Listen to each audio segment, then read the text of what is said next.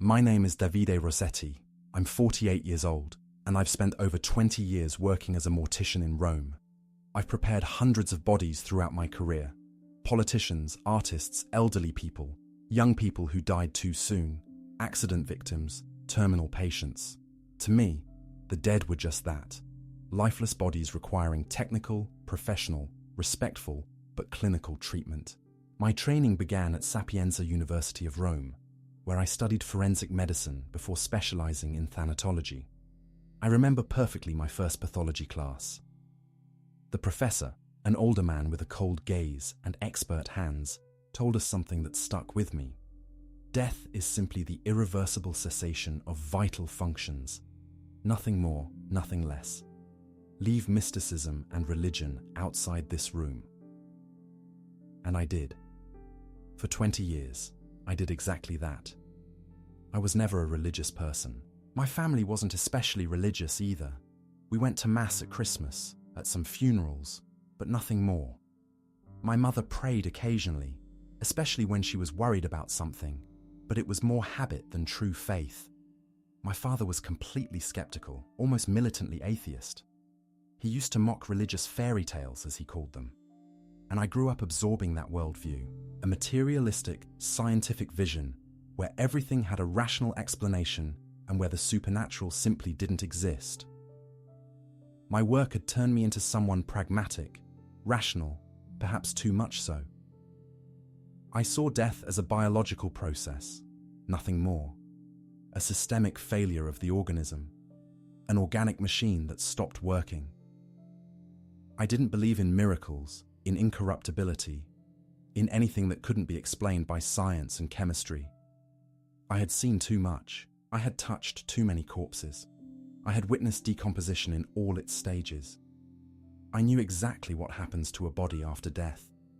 The rigor mortis that appears after 3 or 4 hours, the livor mortis when blood pools in the lower parts, the putrefaction that begins in the abdomen and spreads, the characteristic smell, the transformation of tissues, all predictable, all scientific, all explainable. Over the years, I had developed a kind of emotional armor. I had to have it. You can't work with death daily without protecting yourself somehow. So I learned to disconnect. When I prepared a body, my mind went into automatic mode. Procedures, protocols, techniques. I didn't think about who that person had been. I didn't allow myself to imagine their life, their loves, their dreams. It was easier that way, more bearable. My colleagues did the same. It was a necessary defense, or so we believed. That's why, when in January 2019, I received a call from the Bishop of Assisi requesting my collaboration in the exhumation of a young blessed, my first reaction was purely professional. They explained it was Carlo Acutis, a 15-year-old boy who had died in 2006 from fulminant leukemia, and whose beatification process was very advanced. They needed to examine the body before its final transfer to the sanctuary of spoliation. It was a job like any other, or so I thought. I accepted the assignment without giving it much importance. I had worked on exhumations before. I knew exactly what to expect. A body with 13 years underground, in various states of decomposition, depending on the coffin conditions and terrain. My mind was already making technical calculations. Soil moisture in Assisi, type of coffin used, post-mortem treatments applied at the time. I prepared my equipment, reviewed protocols, contacted my usual assistants, all routine, all predictable. I drove to Assisi from Rome. I left early before dawn on January 23rd. I remember it was a cold day, with thick fog on the highway. I was listening to the news on the radio, drinking coffee from a thermos, thinking about the technical aspects of the work awaiting me. I had researched a bit about Carlo Acutis the night before, on the internet. A normal kid from a well-off family who lived in Milan. He liked video games, animals, computers, nothing extraordinary except for his religious devotion, which apparently was unusual for someone his age. He had created a website about Eucharistic miracles. He died of leukemia in just a few days. A short life. A sad death, like so many others I had seen. I arrived in Assisi around 9 in the morning, The city was quiet, with that mystical air it always has, especially in winter. I parked near the cemetery where Carlo had initially been buried, in the Ternengo area. A small group was waiting for me there. The bishop, 2 priests, a forensic doctor, a notary, and 2 cemetery workers. All very serious, very formal. They greeted me with respect, almost with reverence. I noticed something strange in their looks, as if they expected something more from me than just my technical work, as if they knew something I didn't. The bishop, an older man with a kind but penetrating gaze, shook my hand firmly. "Thank you for coming, Mr. Rossetti. This is a very important moment for us," he said. I nodded, professional, not giving importance to his words. "It's my job, Your Excellency," I replied. He looked at me with an expression I couldn't decipher at that moment. "You'll see that this is not a job like the others," he added. I smiled politely, not taking him seriously. I had heard that many times. For families, for religious people, every deceased is special. For me, they were cases, protocols, procedures. We headed toward the tomb. It was a simple grave, with a white marble headstone that read, Carlo Acutis, 1991-2006. There were fresh flowers, candles, photographs of the boy. His face in the photos caught my attention. A handsome teenager with dark, curly hair, a broad smile, lively eyes. He looked like a completely normal kid. The workers began carefully removing the upper slab. The process was slow, meticulous. I prepared my equipment, gloves, mask, instruments, everything ready for what I expected to find. When they finally opened the coffin, there was absolute silence. I approached with my flashlight, expecting to see the usual skeletal remains, perhaps some mummified tissue, deteriorated clothing. But what I saw left me completely bewildered. The body was there, whole, dressed in jeans and a red sweatshirt, just as they had buried him. His face was recognizable. The skin had a darkened tone, but it was intact. The hands, folded on his chest, maintained their shape. There was no smell of putrefaction. Nothing I expected was happening there. My brain tried to process what I was seeing. 13 years underground. 13 years. No special preservation treatment according to the records I had reviewed. A normal burial. A standard wooden coffin. Humid Umbrian soil. Everything indicated there should be advanced decomposition. But there was that body, defying all the natural laws I knew. I looked at the forensic doctor beside me. He also seemed astonished. "Incredible," he murmured. "Completely atypical." The bishop approached. "Do you see, Mr. Rossetti? This is the first miracle that we've all been able to witness. The incorrupt body." I didn't respond. I was still looking for rational explanations. Maybe the soil conditions, maybe some unknown chemical process, maybe, but I couldn't find anything that made scientific sense. I put on my gloves, took a breath, and prepared to do my work.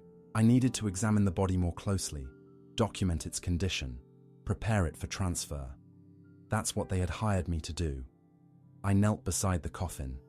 The rest of the group kept at a distance, watching in silence. I could feel their eyes on me, as if they were expecting something. I concentrated on my task. First, a complete visual inspection. I took photographs from all angles. The body measured approximately 5 feet 7 inches, thin build, long hands. The jeans were practically intact, the sweatshirt too, though with some discoloration. The shoes, some athletic sneakers, looked almost new. It was absolutely anomalous. I checked my notes. Carlo had been buried on October 14th, 2006. It was January 23rd, 2019. 4,513 days exactly. More than 12 years. I extended my right hand toward the body. My intention was simple. I needed to palpate the tissue to evaluate its consistency, verify if there was rigidity, internal decomposition, any sign that would help me understand the real state of preservation. It was a gesture I had made 1,000 times in my career. Routine, technical, without emotion. My fingers approached his left hand, resting on his chest. I was going to touch the back of his hand, simply that. I remember that moment perfectly, as if it were happening right now. I can see my gloved hand approaching in slow motion. I can see the blue veins on the back of my own hand. I can see Carlo's fingers, long and slender, intertwined on his chest in a posture that seemed like prayer. The afternoon sunlight came in obliquely through a cemetery window, creating long shadows. There was absolute silence. Even the birds had stopped singing. It was as if the entire universe was holding its breath, waiting for that contact. But in the exact instant my skin touched his, everything changed. I don't know how to explain what I felt. It was as if I had touched something alive. I don't mean the body was alive in the biological sense, but that there was a presence there, an energy, a warmth that shouldn't exist. My hand remained paralyzed on his for a few seconds that seemed eternal to me. The touch wasn't that of a corpse. It wasn't cold. It wasn't rigid. It wasn't the waxy texture I knew so well. It was soft, warm, almost as if blood were circulating under the skin. But that was impossible. Absolutely impossible. My brain immediately tried to process what I was experiencing. As a scientist, as a professional trained in the empirical method, I looked for rational explanations. Maybe it was a tactile illusion. Maybe my fingers, cold from the January climate, perceived any temperature above ambient as warmth. Maybe it was an effect of sunlight that had superficially warmed the body. Maybe it was simply my imagination, influenced by the religious context, by expectations, by the atmosphere charged with mysticism that surrounded the whole act. But none of those explanations worked. I knew my profession. I knew how to distinguish between a real sensation and a distorted perception. And this was real. The warmth didn't come from outside. It wasn't superficial. It was as if it emanated from inside the body, from the depths of those tissues that had been over 12 years without blood circulation, without metabolism, without any biological process that could generate temperature. I withdrew my hand abruptly, startled. My heart was beating hard. I could feel it pounding against my chest like a hammer. My breathing had accelerated without me realizing it. I looked at my fingers as if they were foreign, as if they belonged to someone else. I flexed them, examined them under the light. They looked normal, but the sensation persisted. It was as if the warmth of Carlo's skin was still adhering to my fingertips, like a thermal imprint that wouldn't disappear. What had just happened? Had it been a tactile illusion, a psychological effect from the religious context, a sensory hallucination caused by stress or expectation? I breathed deeply, trying to regain my professional composure. The others were looking at me with curiosity. I noticed their eyes on me, expectant, almost as if they knew something I didn't. "Is everything all right, Mr. Rossetti?" asked one of the priests with a soft voice. His tone was understanding, almost compassionate, as if he understood what was happening to me. Yes, I replied quickly, trying to sound professional, trying to maintain the facade of control that had always been my trademark. "I'm just evaluating the body's condition." But I wasn't all right. Something had happened in that contact that I couldn't explain. Something that defied all my certainties, all my convictions, all my scientific and materialistic worldview. I felt as if I had just touched something sacred, and I didn't even believe in the sacred. Or didn't, until that moment. I extended my hand again, this time toward his right arm. I needed to confirm whether what I had felt was real or not. I needed to test it again, with more attention, with more awareness. If it had been an illusion, it wouldn't repeat. If it had been real, then everything I thought I knew about death was wrong. My fingers touched the fabric of the sweatshirt first. I felt the cotton under my fingertips, the familiar texture of clothing. Nothing extraordinary up to that point, but then, more carefully, with a delicacy that wasn't usual for me. I slid my hand under the sleeve to palpate his forearm directly. First, I barely touched, grazing the skin with my fingertips. And again that sensation of warmth, of life, of presence. But now there was something more, something I hadn't noticed in the first contact because it had been too brief, too unexpected. It was as if a very gentle electric current ran through my arm. Not painful, not unpleasant, but comforting. Like when someone takes your hand to console you. Like when you feel the embrace of someone who loves you. It was a sensation of connection, of silent communication, of something flowing from that body toward mine. An energy I couldn't measure with my instruments, but that was as real as gravity, as light, as the air I breathed. I closed my eyes, trying to concentrate. This makes no sense, I thought. Dead bodies don't generate heat. Dead bodies don't transmit sensations. This is biologically impossible. But there I was, with my hand on the arm of this boy who had died over 12 years ago, feeling something that defied all my experience, all my training, all my scientific worldview. I opened my eyes and looked at his face, his closed eyelids, his slightly parted lips, his darkened but intact skin, and I had the sensation, completely irrational, that he knew I was there, that he was aware of my presence, my confusion, my skepticism. I moved my hand to his chest, over his heart. I did it almost without thinking, guided by an impulse I didn't understand. It wasn't part of the standard examination protocol. It wasn't something I had planned to do, but I felt I had to do it, that I needed to do it, as if a silent voice were guiding me, directing my movements. I placed my full palm on the left side of his chest, where his heart should be, motionless for over 4,000 days. I pressed gently, with respect, with a reverence I myself didn't understand, and then something happened that I will never forget as long as I live, something that marked the absolute before and after of my existence. I felt a heartbeat. It wasn't a real heartbeat, not in the physical sense. It wasn't the pumping of a cardiac muscle contracting and relaxing. There was no blood circulation. There was no electrical activity. All my medical knowledge told me what I was feeling was impossible, but I felt it. It was like an echo, like a vibration, as if Carlo's heart kept beating in another dimension, in another plane of existence. And I, for some inexplicable reason, could perceive it through that contact. The rhythm was constant, regular, like that of a healthy young heart. Thump, thump, thump, thump, thump, thump. It wasn't fast or slow, it was perfect. And with each beat I felt, with each pulse of that impossible life, something inside me was breaking. All the barriers I had built during 20 years of working with death. All the emotional defenses I had erected to protect myself from suffering. All the professional coldness I had cultivated like armor against the world's pain. Everything was crumbling.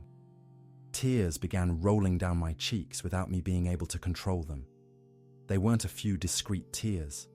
It was a torrent, a deep, visceral weeping that came from somewhere inside me that I didn't even know existed. I sobbed like I hadn't cried since I was a child. My whole body trembled. The sounds coming from my throat were guttural, primitive, like those of a wounded animal. I, who had handled hundreds of corpses without being moved, who had prided myself on my professional coldness, who considered emotions a weakness in my work, was crying like a child in front of that body that wasn't behaving as it should. And the most extraordinary thing was that I couldn't stop. I didn't want to stop. It was as if all the tears I had repressed for 2 decades were finally coming out. As if my soul, hardened and dry, was being irrigated for the first time in years. It wasn't sadness I felt. It wasn't fear. It was something else. It was as if all the hardness I had built around my heart for 20 years was cracking with each second I kept my hand on Carlo's chest. It was pain, yes, but a healing pain. Like when they clean an infected wound. It hurts, but it's necessary. It was the pain of waking up after being asleep for too long. The pain of feeling again after being emotionally dead. A peace I had never experienced invaded me. An absolute certainty, inexplicable, irrational, but more solid than any scientific data I had ever handled. This boy wasn't simply dead. His body was there without biological life, but there was something more, something infinitely greater, more real, more powerful than the mere absence of breathing and pulse. It was as if Carlo were alive in a completely different way, in a dimension I had never believed existed, but that now manifested itself through that impossible contact. It wasn't fantasy. It wasn't auto-suggestion. It was direct experience. As direct as when you touch a hot stove and know it's hot. You don't need anyone to explain it to you. You don't need theories. You know because you experience it. And in that moment, with my hand on his heart, with his impossible beats reverberating through my palm, I understood something fundamental. Death doesn't exist, or at least it's not what I believed. I had spent 20 years seeing death as a simple cessation of biological functions, a body that stopped working, a machine that shut off, nothing more.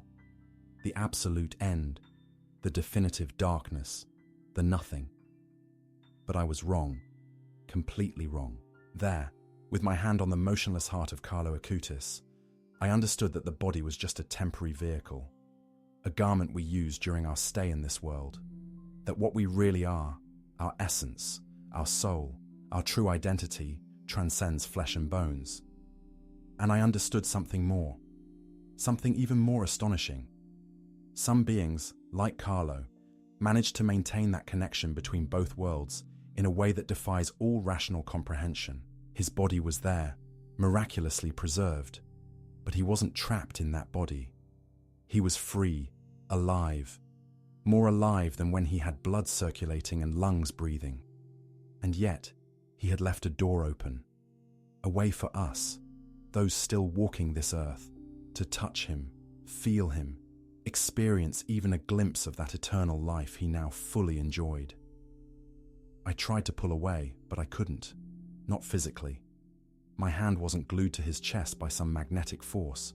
I could have withdrawn it at any moment if I had wanted to, but I didn't want to, because while I maintained that contact, while I felt those impossible beats, I was experiencing something sacred, something I knew I would never experience the same way again. It was a gift I didn't deserve but was receiving anyway. And while I maintained that contact, images began coming to me. I don't know if they were memories, visions, or projections of my own overwhelmed mind, but I saw them with absolute clarity. Not like when you remember something you lived, but like when you're living something in the present, with all the details, all the colors, all the sounds. I saw Carlo alive, not like in the photos I had seen before, which are always frozen images, static moments captured by a camera. I saw Carlo living, moving, being. I saw a boy in his room, in front of a computer. It was a normal teenager's room. There were posters on the walls, books stacked on shelves, a bed with rumpled sheets, clothes thrown on a chair, all normal, all ordinary. But he wasn't doing what a normal teenager does. He wasn't playing video games. He wasn't chatting with friends. He wasn't watching YouTube videos. He was working on something with total, absolute concentration. His fingers flew over the keyboard. His eyes, bright and focused, scanned the screen with intensity. And on his face was an expression of pure joy. Not the superficial joy of fun, but the deep joy of someone doing exactly what they should do.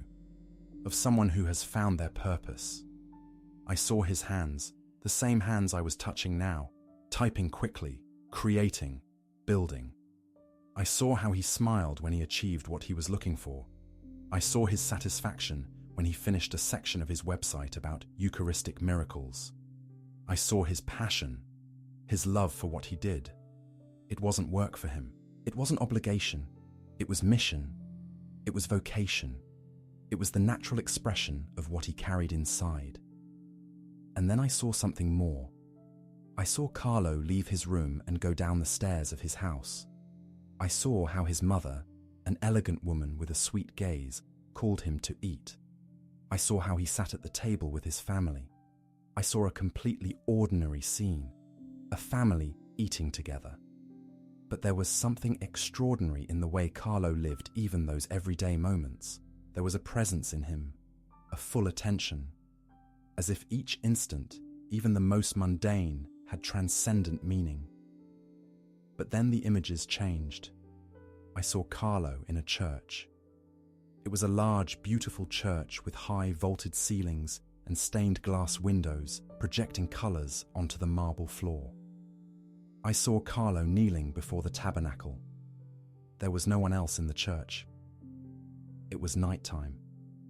The only lights were those of votive candles flickering in their candelabras. I saw his closed eyes. I saw his expression of total peace, of absolute connection with something I had never understood. It was a peace that transcended all external circumstances, a peace that didn't depend on everything being well in his life, a peace that came from deeper within, from higher above. I saw how his lips moved in prayer. I couldn't hear the words, but I could feel their intensity, their fervor, their love. And then I experienced something I still find hard to put into words. For an impossible instant, I felt what he felt. I felt his faith, not as an abstract concept, not as a religious idea learned in catechism, but as a living, real, tangible experience. It was as if I could touch God, as if God weren't a philosophical concept or a theological construction, but a presence as real as the person sitting next to you, a presence that loves you, that knows you, that sustains you, that fills you with a joy that doesn't depend on external circumstances. That's what Carlo felt every time he was before the tabernacle, every time he received communion, every time he prayed. It wasn't custom, it wasn't family tradition, it wasn't religious obligation. It was encounter, it was relationship, it was reciprocated love. And that love, that fire burning in Carlo's heart, was so real, so powerful, that even now, over 12 years after his death, it could still be transmitted through contact with his incorrupt body. I felt his suffering too. The images changed abruptly, as if someone had changed the channel. Now I saw Carlo in a different place, a hospital. I immediately recognized the environment, the white aseptic walls, the smell of disinfectant that permeates everything, the sounds of machines, the constant murmur of a functioning hospital. I saw Carlo in a bed, not in his own bed at home, but in a hospital bed with white sheets and metal railings. His face was pale, emaciated. He had deep dark circles. He had lost weight. He looked small, fragile, vulnerable, in a way a 15-year-old boy shouldn't look. There were tubes connected to his arm, monitors beeping softly, a saline bag hanging from a metal pole. I saw the moment he started feeling really sick. It was October 1st, 2006, a normal Sunday. Carlo was at home. He had been working on his computer as always. But suddenly, he felt a discomfort in his throat, a stabbing pain that wasn't normal. He touched his neck. It was swollen. He tried to swallow saliva, and the pain intensified.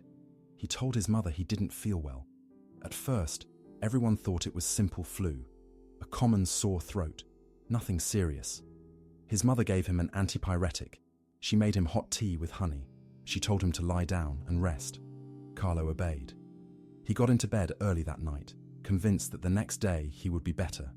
But the next day, he wasn't better. The pain had worsened. The fever had risen.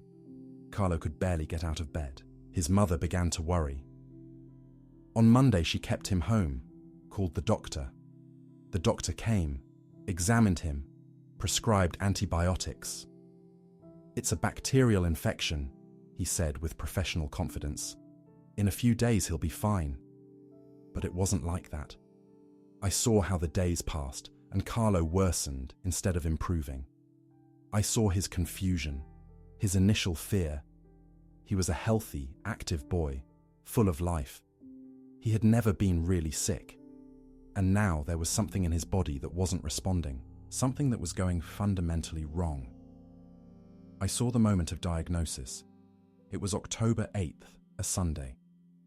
They had rushed him to the De Marchi clinic in Milan because his condition had worsened dramatically. The doctors did blood tests, and when they saw the results, their faces changed. I saw how one of them, an older doctor with grey hair and glasses, went out to talk to Carlo's parents. I saw how he explained to them, with a serious and professional voice but full of compassion, that Carlo had leukemia, acute myelogenous leukemia, type M3, one of the most aggressive and fulminant forms of blood cancer. I saw his mother's face when she received the news, the colour disappearing from her cheeks, her eyes opening with horror, her hands seeking her husband's to hold on because her legs had stopped working properly. I saw how she asked, with a trembling voice, "How much time does he have?" And I saw how the doctor lowered his gaze before answering, "It's very aggressive. We'll do everything we can, but you should prepare yourselves." I saw Carlo after his parents entered his room. He saw their faces and knew there was no need for them to tell him anything. He was intelligent. He had seen their expressions. He had heard the doctor's murmurs. He knew what he had was serious, very serious, possibly fatal. And here is where I saw something that completely broke me. I saw how Carlo reacted to that news. He didn't cry hysterically. He didn't panic. He didn't scream, "Why me?" He didn't curse his luck. He didn't rage against God. Instead, I saw how he took the hands of his parents who were crying and told them with a weak but firm voice, "It's okay. If this is God's will, I accept it.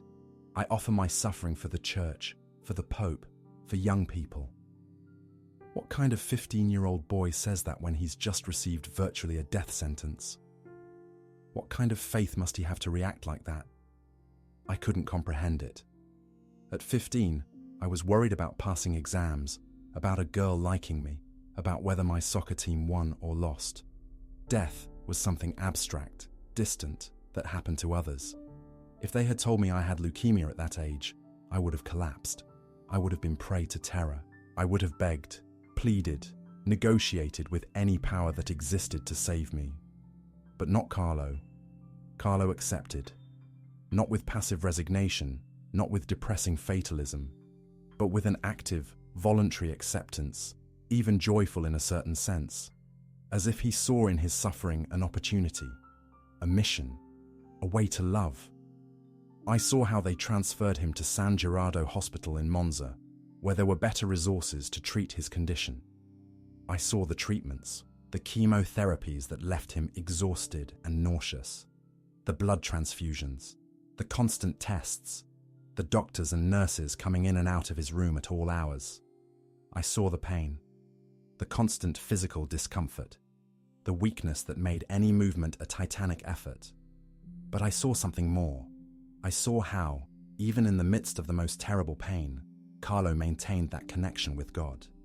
I saw how he asked to receive communion, how the priest came to his hospital room and brought him the Eucharist, and how Carlo's face lit up when he received that small, consecrated bread. I saw how his eyes closed in ecstasy, how his lips murmured prayers of gratitude, how all the pain seemed to vanish during those moments of intimate communion with Christ. I saw the moment he asked for the anointing of the sick. It was October 10th, a Tuesday. His condition had deteriorated critically. The doctors had done everything possible, but the leukemia was too aggressive. Only 10 days had passed since the first symptoms, 10 days in which his life had completely collapsed. Carlo knew the end was near. He could feel it in his body. He could see in the doctors' faces that there was no longer medical hope. But Carlo wasn't afraid. I saw how he received the sacrament with absolute peace. I saw how the priest anointed his forehead with sacred oil. I saw how Carlo pronounced, "Lord, if you want, you can heal me. But if it's not your will, I accept. I only ask that my suffering serve for something, that it not be in vain, that it can help others come closer to you." That night, October 11th, he suffered a massive brain hemorrhage. I saw how he went into a coma. I saw how the doctors worked frantically to stabilize him. I saw the monitors showing increasingly worse readings. I saw his parents, devastated, holding his hands while he lay unconscious. Carlo was declared brain dead that same afternoon, at 5 in the afternoon, but his heart kept beating, maintained by the machines. The doctors explained to his parents that it was a matter of hours, that there was nothing more to do, that they should say goodbye. And I saw the final moment, the morning of October 12th, 2006, at 6:45 in the morning. I saw how the machines began showing flat lines. I saw how the constant beeps became a continuous tone. I saw how the attending physician turned off the machines and pronounced the words no parent should hear. I'm sorry, he's gone. But even seeing that devastating scene, even feeling the immense pain of that death, I understood something extraordinary. Carlo hadn't died with rage. He hadn't died with resentment. He hadn't died with despair. He had died in peace. He had transformed his suffering into love. He had offered his last days, his last hours, his last moments as a gift. And that death, which seemed so unjust, so premature, so cruel, was actually a door. Not an end, but a step. Not a defeat, but a victory. All this I saw and felt in a matter of seconds or minutes. Time had lost all meaning. It was as if I were experiencing Carlo's entire life in condensed form. Not just seeing, but feeling. Living his experiences from within. And each image, each sensation, was transforming me at a deep level I could barely comprehend. And then I understood something that changed my life forever. I understood that death, as I had conceived it throughout my career, didn't exist. Or at least, it wasn't what I believed. I had seen death as a simple cessation of biological functions, a body that stopped working, a machine that shut off, nothing more. The void, the darkness, the definitive end of all experience, all consciousness, all existence. But there, with my hand on the motionless heart of Carlo Acutis, I understood there was something infinitely deeper, that the body was just a temporary vehicle, a suit we use during our stay in this material world, that what we really are, our essence, our soul, our true identity, transcends flesh and bones, and chemistry and biology. I understood that Carlo had died biologically, yes. His heart had stopped beating, his lungs had stopped breathing, his brain had ceased its electrical activity. All the biological processes that define life according to medicine had ended. But he hadn't ceased to exist. He had passed to another form of existence, more real, more full, more alive than what we have here. And I understood something even more astonishing. Some beings, like Carlo, manage to maintain that connection between both worlds in a way that defies all rational comprehension.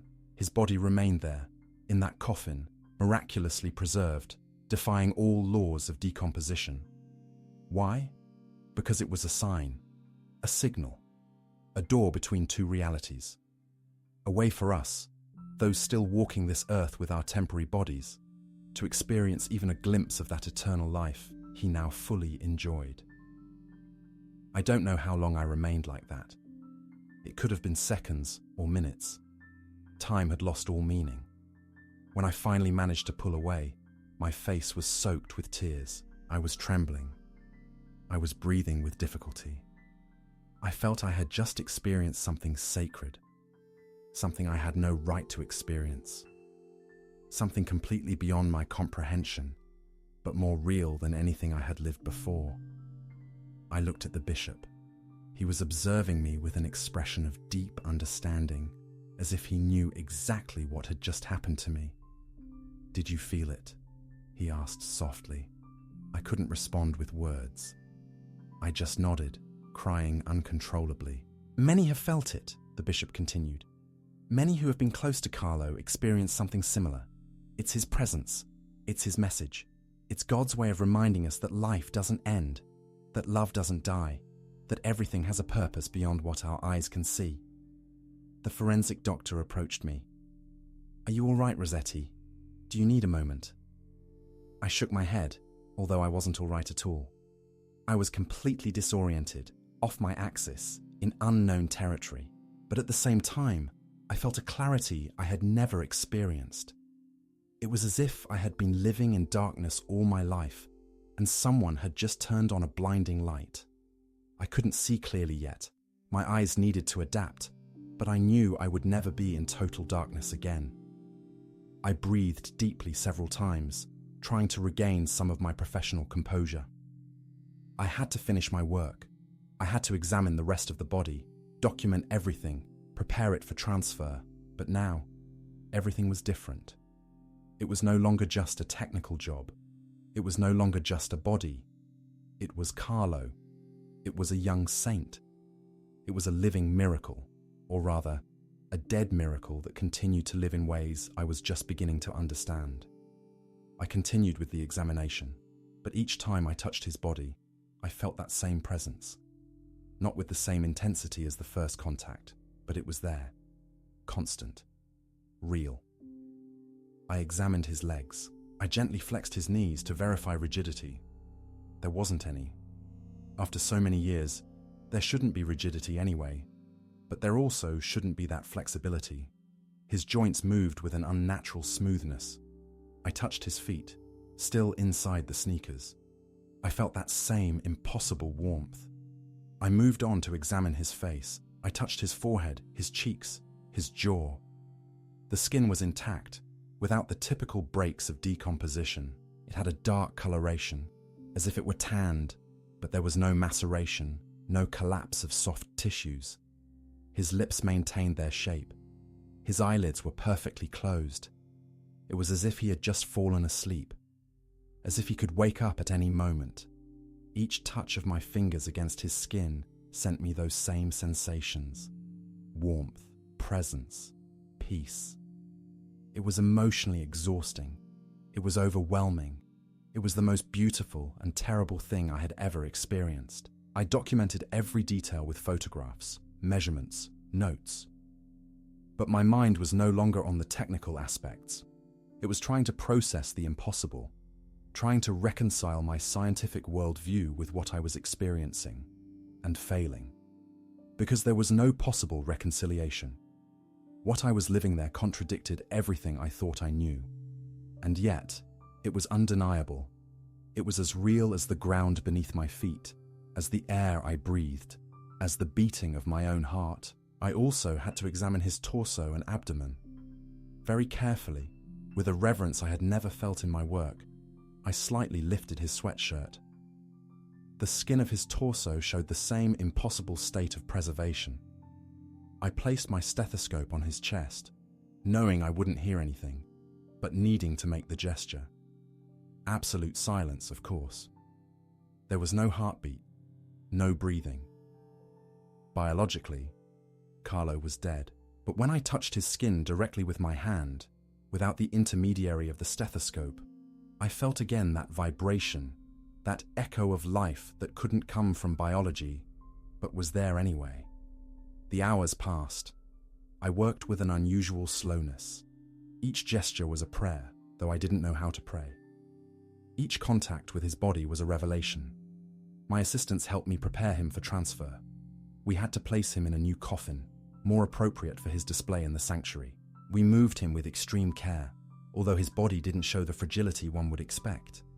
It was like handling someone asleep, not someone dead. Throughout the process, I didn't stop feeling that presence. It was as if Carlo was supervising his own transfer, making sure everything was done with dignity, with love, with respect. I know it sounds delirious. I know any colleague of mine would tell me I was suffering a psychological crisis, that the religious context had influenced me, that I had succumbed to collective suggestion. But I know what I felt, and it was real. As real as everything I had felt before in my life, but multiplied by 1,000. When we finally finished, it was already mid-afternoon. Carlo's body was prepared in his new coffin, ready to be transferred to the sanctuary of spoliation. I took off my gloves for the last time, washed my hands in a nearby sink. I looked at my reflection in the mirror. It was me, but also someone different. My eyes had an expression I didn't recognize. I had cried so much they were swollen, red. My face was pale. I seemed to have aged 10 years in those few hours. Or maybe I had rejuvenated. I didn't know. I only knew something fundamental had changed inside me. The bishop approached when I left the cemetery. The sun was already low on the horizon. The January cold was becoming more intense. "Thank you for your work, Mr. Rossetti," he said. "It was impeccable." I shook my head. "I wasn't the one who did the important work here," I replied. "It was Carlo. He taught me more in these hours than everything I learned in 20 years of career." The bishop smiled. "That's his gift. He continues teaching, even after death. He continues leading souls to God. And you are one more example of that." I stayed in Assisi that night. I couldn't drive back to Rome in the emotional state I was in. I reserved a room in a small hotel near the Basilica of St. Francis.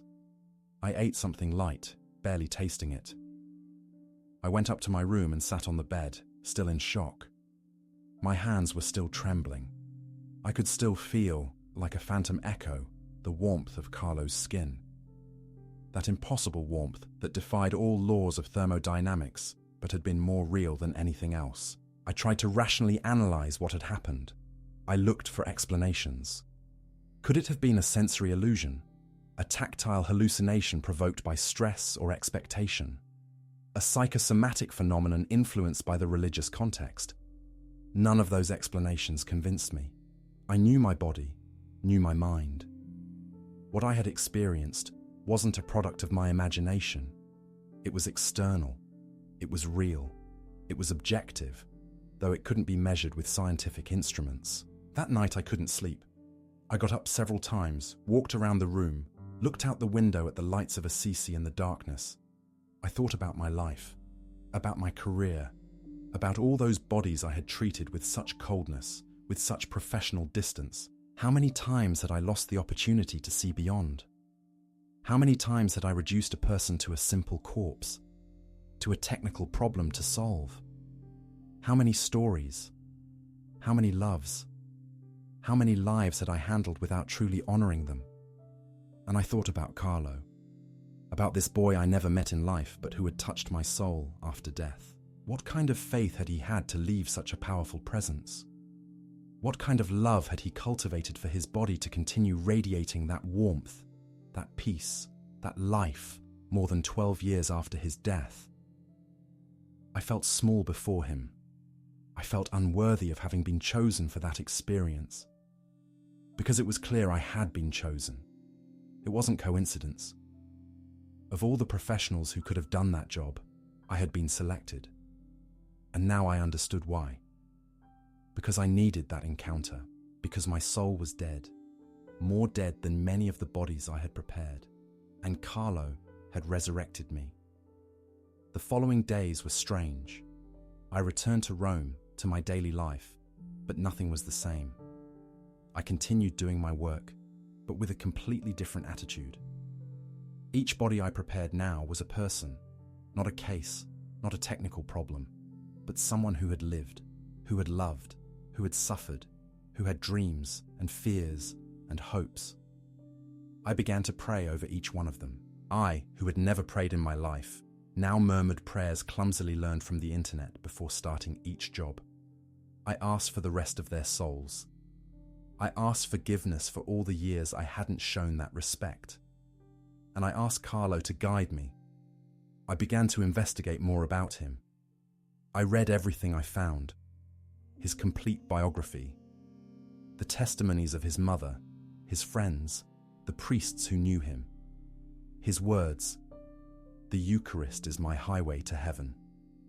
I watched the videos of his beatification, which would happen in October of that same year. I cried watching the images of his mother, Antonia, who had kept his memory alive with so much love. I cried watching the testimony of the first miracle attributed to him, the healing of that Brazilian boy. I cried because everything confirmed what I had felt. Carlo wasn't a normal boy. He was a saint, and saints don't really die. They continue living in ways that we, those trapped in our limited and material vision of the world, can barely begin to understand. I returned to Assisi 3 months later, when Carlo's body was already displayed in the sanctuary of spoliation. I wanted to see him again. I needed to confirm it hadn't been a hallucination, that it had really happened. I went on a Wednesday morning. There were few people. I approached the glass where Carlo lay, now dressed in more formal clothing, with his serene face visible to all pilgrims. I couldn't touch him now, of course. There was a glass barrier, but I stood there, looking at him, and felt again that presence. Softer, more subtle, but undeniable. I knelt down.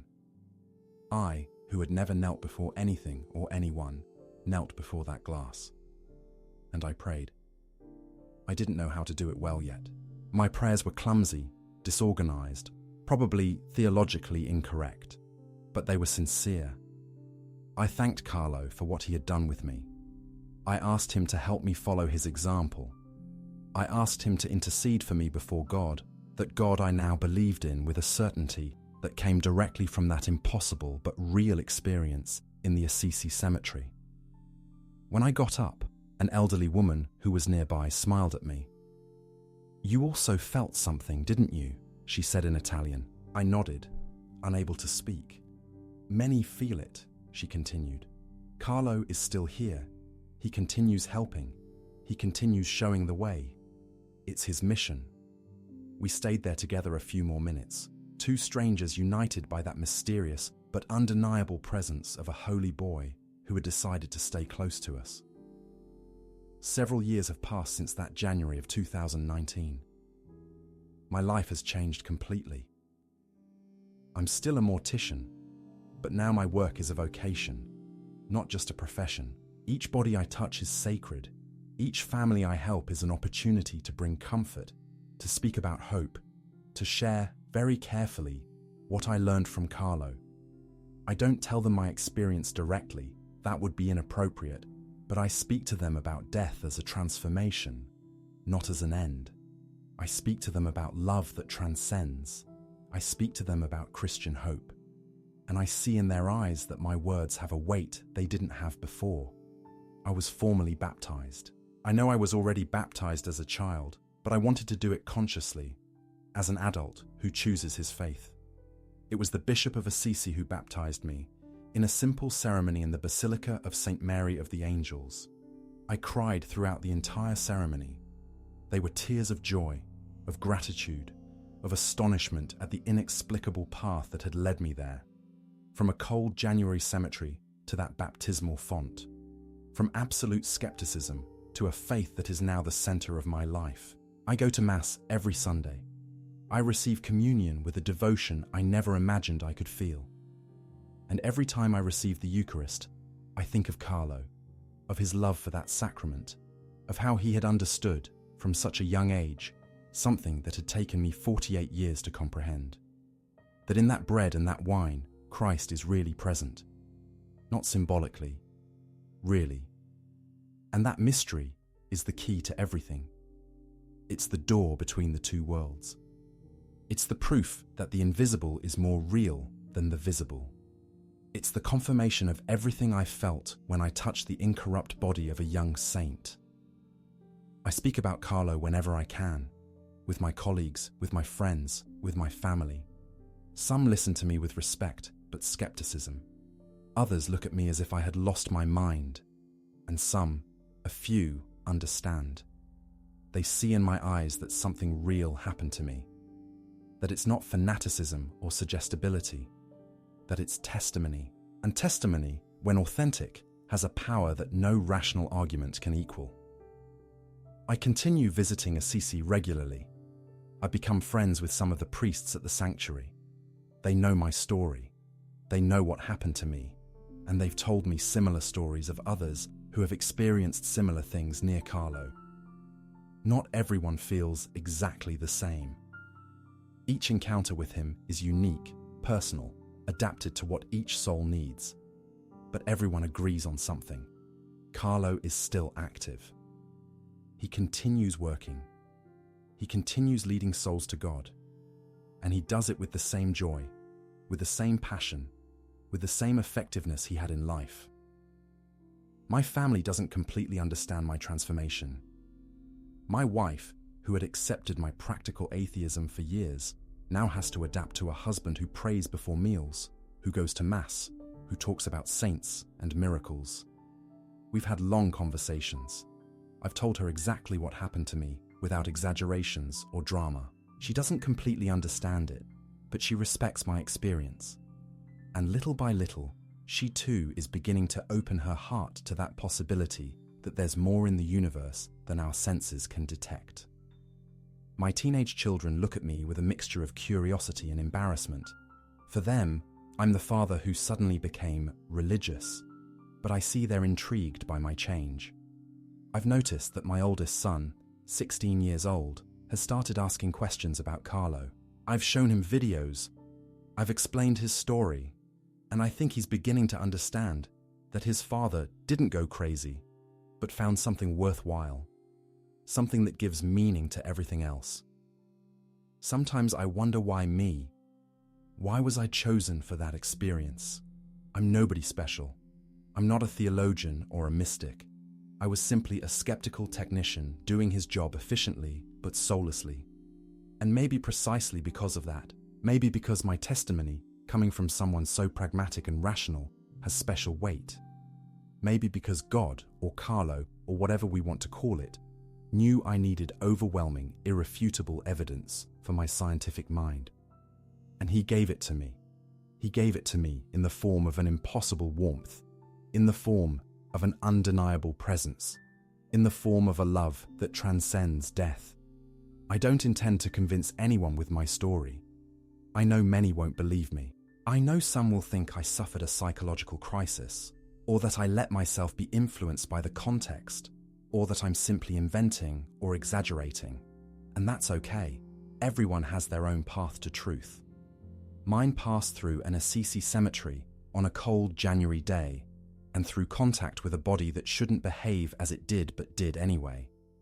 What I can say with absolute certainty is this: Carlo Acutis is alive. Not in the biological sense, obviously. His heart doesn't beat. His lungs don't breathe. But he's alive in the most important way. His love is still active. His mission continues. His capacity to transform lives didn't end on October 12th, 2006, when he died in Monza. If anything, it multiplied, because now he can reach millions of people. He can touch hearts on every continent. He can be the friend, the brother, the guide that so many people need. And his incorrupt body is the first miracle. It's the physical, tangible sign that everything we Christians believe is true. That resurrection isn't a myth. That eternal life isn't an invented comfort. That love is stronger than death. That God exists and acts in the world in ways that are sometimes discreet and silent, and sometimes so evident that even the most skeptical have to recognize them. I was one of those skeptics. I'm not anymore. Not because someone convinced me with theological arguments, not because I read an inspiring book, but because I touched the inexplicable. Because I felt in my own hands the proof that there's a reality greater, more beautiful, more true than everything I thought I knew. And that reality has a name: God. And that God uses surprising instruments to reach us. Sometimes it's a voice in the silence.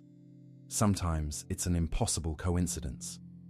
And sometimes it's the incorrupt body of a 15-year-old boy who died years ago but continues more alive than many of us.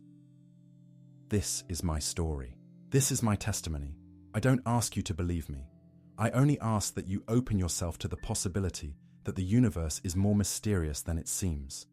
That science, as wonderful as it is, can't explain everything. That there are realities that transcend our measuring instruments, but are as real as gravity or light. And that God loves us so much that sometimes he breaks the laws he himself created, just to remind us that he's there, waiting for us, calling us, loving us without measure. Carlo Acutis saved me. He saved me from a meaningless life, from a spiritual death that was worse than any physical death. He showed me there's hope.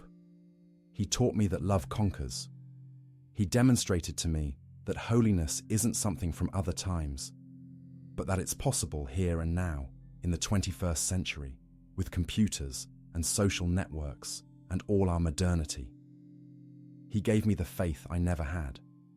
And all of that he did without uttering a word, only with his presence, only with that impossible warmth that emanated from his skin when I touched it in that Assisi cemetery. Thank you, Carlo. Thank you for choosing me. Thank you for breaking my skepticism. Thank you for showing me the way. Thank you for still being there, accompanying all of us who seek you. Thank you for being the friend I never had. Thank you for leading me to God. Thank you for showing me that death isn't the end. Thank you for your life, for your death, for your eternal presence. Thank you for being a saint. Thank you for being you. If this story has touched your heart, I invite you to learn more about Carlo Acutis and to ask for his intercession in your prayers. Don't forget to subscribe to the channel, leave your like, and activate the bell for more testimonies that strengthen our faith and remind us that miracles continue happening today.